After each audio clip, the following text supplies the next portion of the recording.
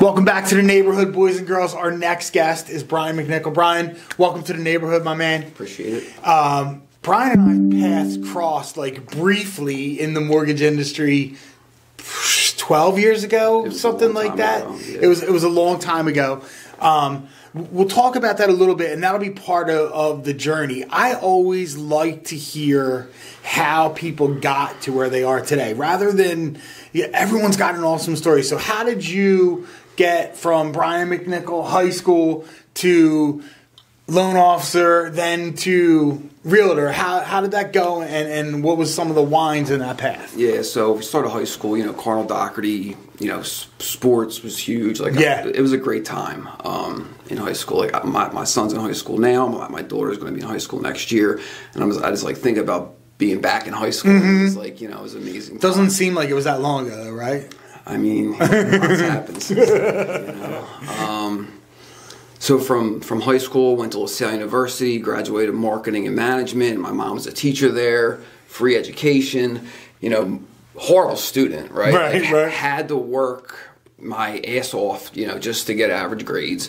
And kind of, when I looked at that, it was like an extended period of being able to be a kid still. Mm-hmm. I had a couple friends that got jobs right away, and just seemed more appealing to hang out. But it became really apparent very quickly when I was in college. I wasn't prepared for that. Graduated on time, got a job with Chrysler Financial doing collections and customer service. Hated it. But right. It taught me how to be on the phone and talk to people. I was always at the top of the rankings. Everything was all competitive. So, top of the rankings and calls, collections, customer service needs met, whatever. During that time, I had a lot of friends that were doing mortgages. We're talking I guess 06-ish, around there. One of my friends left a team at H&R Block Mortgage, and my roommate at the time worked on that same team, so I got a spot there. Couple mortgage companies, couple in Jersey. I think we crossed paths at Village Home Mortgage. Village Capital, yep. Jay Leibowitz, I don't remember John Bruno. Yeah, Johnny Bruno. I still talk to Johnny. Tony Cerulli, and he reached out to me. He's a mortgage guy. I wanted some business. You know what I mean? But yeah, so mid-20s, bad decision making started happening. Set me back a little while. Left me a big hole to dig out of. Got out of the mortgage industry. Figured things out from there. Started working at a airline catering cafe place. I was managing different parts of the business. Taught me how to manage people. Taught me a lot of lessons, and just started to build back from there. During that time, I had a friend, neighborhood guy, born and raised in Northeast Philadelphia, still live there, and constantly let's get back into real estate. Get back into real estate. Corona hit. Yeah. So I had some time. I was no longer, chasing my tail with the bills and, what I was getting paid. So let's backtrack. So back when I was doing mortgages, I got my real estate license. Okay. Thinking it would go hand in hand. We're talking 08, 09, something like that. Maybe 07. Thinking it would go hand in hand, but it's really difficult to be at a desk selling mortgages and also have time, and because real estate is a full-time job. It's if you're doing it right, you're spending all day marketing, prospecting, whatever. So Corona hit. I had to redo everything because it was past the 7-year period. All the classes, got relicensed. My partner now, but at the time, Dave Guido, he had a team. He was just getting started, so I hopped on there. It was a no-brainer. KW Horsham. Now, this was a time during Corona, which was insane. So I got a hard, fast education on how to write really tight offers, how to be very communicative with the other side, because you have to stand out when you're, writing 15 offers for one set of buyers sucks for everyone. For sure. But what it did was it taught me how to write really tight offers, be very communicative with the other side, and how to stand out. Trucking along. This time last year, October last year, September last year, he asked me to partner to build a team. right out of the gate, you know, we had 6 agents. You know, we're like, all right, let's do this. And then, you know, rates to the clouds. Yeah, just when you make a plan, pull the rug out from under you. And the rug came out, you know. So a lot of the agents were part-time. A lot of them left the industry. Right. Right now it's me and Dave, and we have 2 agents underneath us. And we're just trying to build something great, you know, get a little bit better every day, make money, help people, and keep everybody happy. Nice. You know? Nice. And we were talking a little bit before. You're going to start with your own podcast. You're going to start doing some PR and some reaching out to people. How did that come about, and what was it that brought that thought process? Like, hey, I want to take this to the next level with people. So, like, me and Dave, we're like from the same neighborhood, same group of friends, but have like totally different personalities. Okay. Like, he's a people person. He's out kissing babies, shaking names. Like, I'm more introverted. Love helping people, love people, but like in terms of like big groups and stuff like that, like I'm not great. So like, how can I like one-on-one help somebody and promote somebody, and also like help myself, like content, you know, promote myself and just build relationships. Looking at the long term, obviously, like, I don't know. It just kind of popped in my head one day. Yeah. And, you know, you were probably, you know, we've been trying to do this for 6 or 8 months. Yeah, right. You know what I mean? Trying to catch up and schedule. Yeah. So, you know, I'm just thinking like, how can I grow? How can I help our business grow? And how can I help other people's business grow? Sure. And being an entrepreneur is not like, doesn't run deep in my family. Like my dad was an audit administrator for the city of Philadelphia for, I don't know, 30 years. My mom was a professor at LaSalle University for 30 years. Plus, you know, whatever.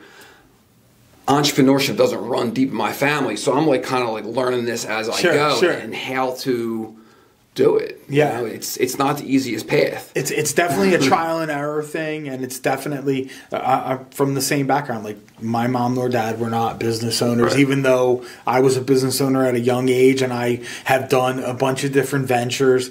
It's I joke around about it. Like literally, when I started, we had to go to the library and go open up a freaking card catalog and read a book that some Jamoke wrote in 1967 about businesses and mercantile licenses and all that stuff. Now there's so much content out there. There's so much stuff, and to be able to be somebody that could help someone or set an example or communicate is like really awesome. And that's what I try to do. I try to set examples by being the example and not so much talking. Like everyone always says, like, you're a man of few words, and like I love that about myself, because I always think, you know, less is more for almost everything, you know, at least for me.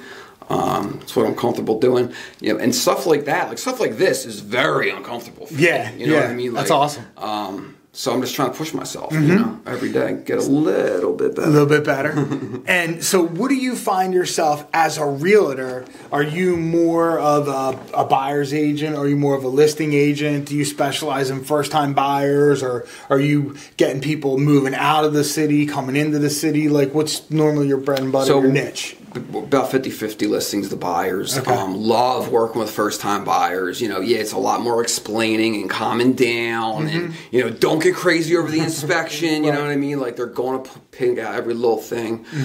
And like, it would be great to really specialize in one neighborhood in Philly or one neighborhood in Bucks County or whatever. But no, we're all over. We're in Jersey. We're in PA. I just sold my buddy a house up the mountains. My friend and his girlfriend just bought a house in Yardley. I sold her house in Toms River. So, you know, we got to roll. We got to run around, you know. That's the name of the game, and, you know, I do love it. Right. You know. Yeah. How did that, like, passion for real estate start? Like, was there an event that happened, or was that a show that you watched or something, or was it just something that kind of popped in there and grew? Well, I think a lot of people are watching that Netflix show and thinking that's what being a real estate agent is like. You know, just by the number of people that are in and out of the business. I really don't know. I think maybe like the first thing is me and my buddy, you know, out of college, we bought a townhouse instead of renting. That's awesome. I wasn't doing, you know, 22 years old. He was doing mortgages. I was still at Chrysler Financial. But that's kind of like when the wheels started turning, and I was like, this makes a lot of sense, you know. And I just, just kept rolling with it. And there's a lot of friends in the business too. Right, right. Now, what about social media? Are you strictly Facebook? Are you Instagram? You throw a little TikTok and Snapchat? Or what are you using to get your message out to people? So I'm mainly on Facebook and Instagram. I do have a TikTok. I have a YouTube page. I'll throw my videos and put them on YouTube Shorts. LinkedIn I don't really touch. Is there anything else? I guess, do you do Snapchat? I have a Snapchat. I really just got it because my kids had it. I do see some people doing stuff on there, but it's too much. Like you got to really get dialed into like one, two, or three things and focus on that, because if you're in too many cookie jars, then you're not being successful in any of them. Nice. And your format for your podcast that you're going to be launching, is that going to be educational for buyers? Is it going to be your personal stories? What do you envision it turning into? My vision, and I haven't talked to anybody about this. I just had an idea, and I'm just like, let's do it. You know what I mean? Which, I don't know if it's smart or not. But I think it's awesome. We'll appreciate that. We will figure it out as we go. But it's going to be similar to this. It's going to be interviewing entrepreneurs. I'm going to do it like Rogan does. I'm going to do stuff that I'm interested in. Right. Hopefully other people are too. It's going to be real estate, wellness, and entrepreneurship. So it's going to be, I'm casting a wide net. All the stuff, I did do some reading, and I did a little bit of research before I just said, I'm doing this. A little bit. Everything said, pick a specific topic, real niche. And I was just like, I'm not doing that because that's so boring, right? Like, I'm going to hate doing it. I need to like what I'm doing to continue to do it. Like, time is very valuable. Yeah. Like, I have to imagine, like, you enjoy doing this. Like, you're putting a lot of content. I love people. You know what I mean? I love learning about people, and I have a discussion all the time with people, and they're like, well, didn't you do a lot of research? Don't you? And I'm like, no, I don't do a lot of research, because I want to ask you questions, and I want to learn about you just like they're learning about you when they're watching, because I want my reaction to be the same as their reaction to dig in there. I don't want to do 17 hours of research to find out about somebody, to do some highly canned interview. Like, I want to be like, oh shit, that's crazy, you did that when you were a kid, oh man, because that's what I would be thinking when I was watching it, so that's always my thought process. It might come off as unprepared or whatever, I don't really care. Like, I enjoy people. I love interaction. People love the imperfections, at least I do. Yeah. I look for win-wins in every situation. Let's help each other. I don't know. What podcast do you personally enjoy? Like, you mentioned Rogan already. So Rogan, every single one. Like, besides like the weird alien stuff, and there's a new one that Keller Williams put out, The Millionaire Real Estate Agent with Jason Abrams. He's awesome. It's like 8 episodes in. Theo Vaughn, you. Yeah.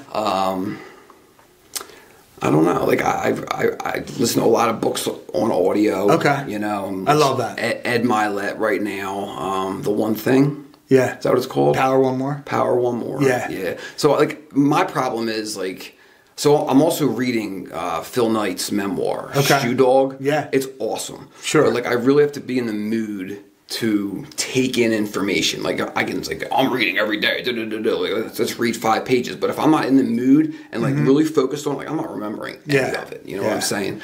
So my problem with, like, these audibles is, like, I'll power through them, and, like, subconsciously, like, it'll really, like, get into me, like, the positivity, the mindset. But, like, I'll never be able to sit down and regurgitate any of the stuff that they said. You know what I'm saying? I have to double up on it. Like, when I do the Audible, I have to read the physical book at the same time. So, like, it's reading out loud as I read. So I'm double dipping on it. Any book I read, I Audible and video read through it and go through, and still it doesn't absorb. Like, I'm on the 3rd time through of Ed Milet, Power One More, and I'll be reading a chapter. I'm like, I must have skipped this chapter because none of this shit sounds like anything I've read before. But I know that I read the whole thing, and I go through it. I have crazy ADD, whatever it is, or memory retention. And sometimes I'll read stuff and it's crazy. I'll read a book and I'll never remember anything. But I can picture the back of a baseball card from 1982. I can tell you how many home runs Rudy Mioli hit, the backup second baseman for the Phillies in 1981, and how many doubles. I don't know why I have like that kind of crazy photographic memory for stuff I really enjoy, but then other things I'm like, God damn, I don't remember ever reading that. I have the same problem. But it's awesome, and as we were talking about before, that's the human part of stuff that I think people relate to, of the imperfections, and I don't want to portray myself as a perfect human being who doesn't have flaws. I want to portray myself as the most flawed individual that you know, that's doing whatever they can to work around the flaws to produce something. You know what I mean? Yeah, like let's all win together. Yeah, like let's figure it out. All right, and so now let's do a little bit of the future. We're going to pretend that we're in December of 2025, 2 years in the future. What are some of the things that you have on your goal list, on your vision board, on your checklist? What do you want to accomplish? So my vision board's in the office. I would love a mountain house on a lake. I love it. You know, I'd love to continue to have an amazing wife, a very healthy family, a happy team, you know, and just continue to grow. You know, in 2 years, I would love to have my podcast be as popular as yours. You know? I love it. Before we run, though, it's Christmas time. All right. I brought you some gifts. I know you're a gym guy. Oh, you know, snap! Look at that, baby. Little. And there's something. All right. Little Guido McNichol team. I love it. Perfect. We're going to represent that for sure. And look, that don't fit like hashtag goals, right? Yeah. This is a schmedium that I'm going to rock. I'm going to be in there. Jason Jones was in before you. He's my local fitness guy, so we're going to make that a goal to fit into that in 2024. Good stuff, man. Awesome. All right, last question. I'm going to go sports. So you can go and re-watch in person any sporting event that ever happened in the history of sports, and you can bring one person with you. What event do you want to see, and who's the person you want to bring to watch it? So I would probably I'm going to change the rules, of course. Okay, you can. I'm going to bring both my sons. Okay. To go watch one of Jordan's Game 7 winners. Okay. You know, that's because they'll never see him play. I don't remember if I ever saw him play. But, you know, it's just he's lost on the newer generation. Yeah. You know. Yeah. The GOAT. He's the legend, but people don't really appreciate just what a killer. Although in COVID, The Last Dance did amazing. Spell it out to just what a killer he was. It was amazing. But it would be awesome to go watch. We didn't know how much of a killer he was really while it was happening. Right. But, you know, it just makes me appreciate laser focused and the mind on the goals, and you see how it translated into Kobe as that. But just a person that would identify a goal and do absolutely everything to get there. And if you didn't want to get to that goal, you had to get out, no matter what you were. So nothing was stopping them. Yeah. Awesome, Brian. Thank you so much for coming by. We'll be back with the next guest on Mr. Mortgage's Neighborhood.